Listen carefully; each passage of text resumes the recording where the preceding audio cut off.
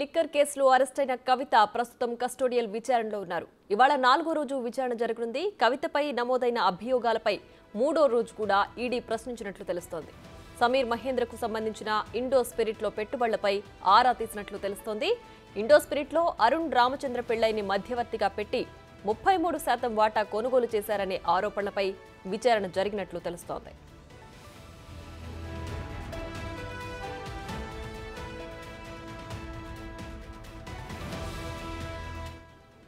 మరోవైపు 2 రోజులుగా భర్త అనిల్, అన్న కేటీఆర్, హరీష్ రావు ఢిల్లీలోనే ఉన్నారు. నిన్న కవితను కేటీఆర్, హరీష్, న్యాయవాది మోహిత్ ములాఖత్ అయ్యారు.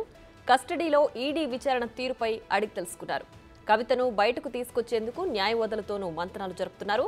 ఇప్పటికే కుటుంబ సభ్యులను కలిసేందుకు ఎమ్మెల్సీ కవితకు రౌస్ అవెన్యూ కోర్టు అవకాశం కల్పించింది.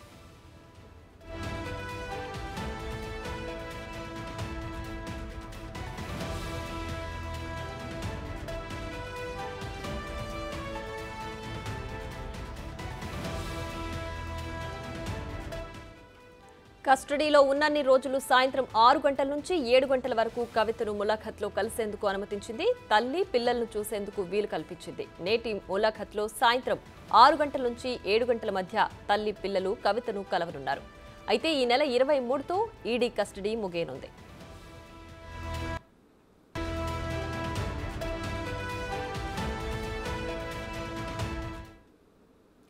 ఇక ఇదే అంశానికి సంబంధించి మరింత సమాచారం మా ప్రతినిధి శివ ఢిల్లీ నుంచి లైవ్ లో అందించడానికి సిద్ధంగా ఉన్నారు. శివ, చెప్పండి, కవిత ఈడీ విచారణ ఇవాళ 4వ రోజు ప్రారంభం కాబోతోంది. అయితే నిన్న జరిగిన విచారణలో ప్రధానంగా ఇండో స్పిరిట్ వాటాకు సంబంధించి విచారణ జరిగినట్లుగా తెలుస్తోంది. పూర్తి డీటెయిల్స్ ఏంటి?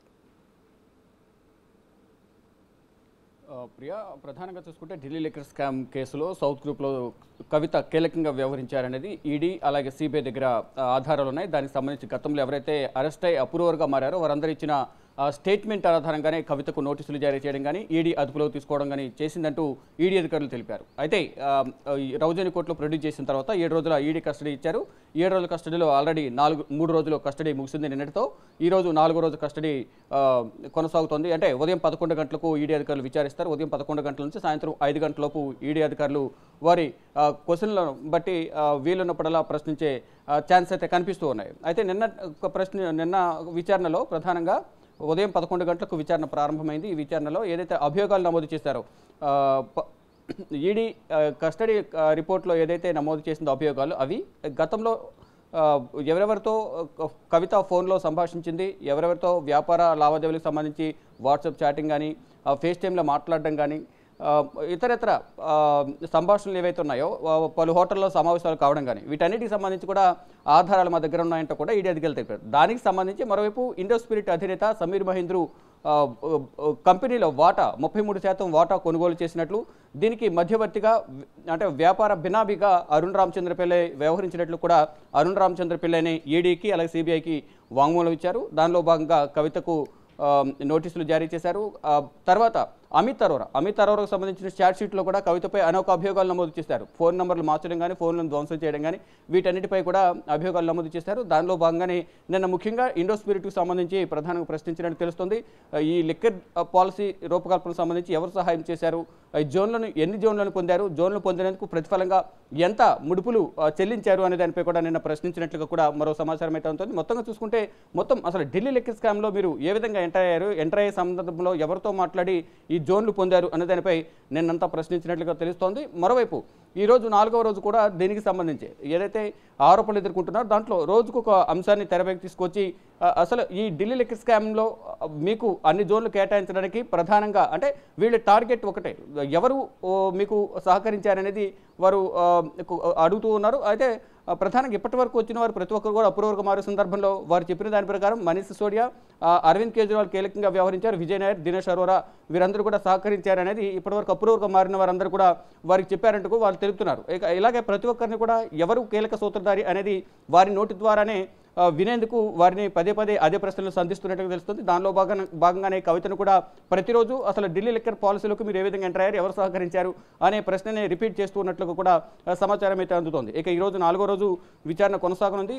ఈరోజు విచారణలో కూడా ఏవైతే అభియోగాలు నమోదు చేశారు మొదటి నుంచి ఢిల్లీ లిక్కర్ స్కామ్ ఏదైతే 2021-22 రూపకల్పనకు సంబంధించి విజయ్ నాయర్ ఏ విధంగా వ్యవహరించారు, కవితతో ఎన్నిసార్లు మాట్లాడారు, ఎక్కడెక్కడ హోటల్లో సమావేశమయ్యారు, ఈ సమావేశాలు ఎవరెవరు పాల్గొన్నారు అనే దానిపై కూడా ప్రధానంగా ఈ ప్రశ్నలు సంధించే అవకాశం కనిపిస్తుంది. మరోవైపు ఎవరైతే అప్రూవర్గా మరి స్టేట్మెంట్ ఇచ్చారు వారందరినీ కూడా ఒక్కొక్కరిగా ఈడీ కార్యాలయం పిలిచి, అంటే ఇంకో 3 రోజులు, ఇంకో 4 రోజులు, ఈ రోజుతో కలిపి ఇంకో 4 రోజుల వ్యవధి ఉంది ఈడీ కస్టడీ.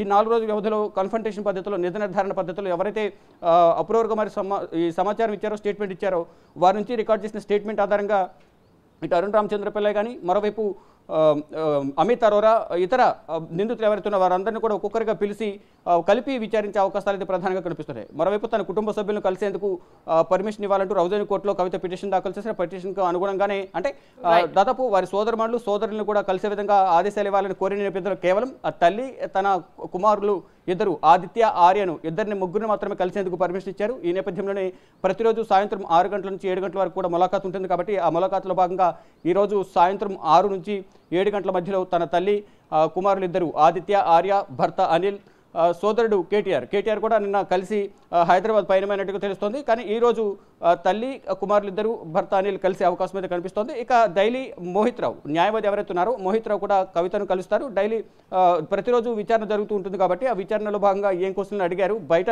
ఏ విధంగా వాళ్ళు ప్రయత్నాలు చేస్తున్నారు, ఏ విధంగా న్యాయ పోరాటం చేస్తున్నారు, ఇవన్నీ కూడా కవిత దృష్టి తీసుకువెళ్తారు.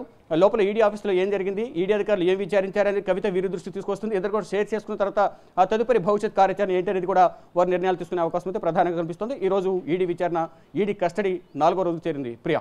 Right Shiva, thanks for the updates.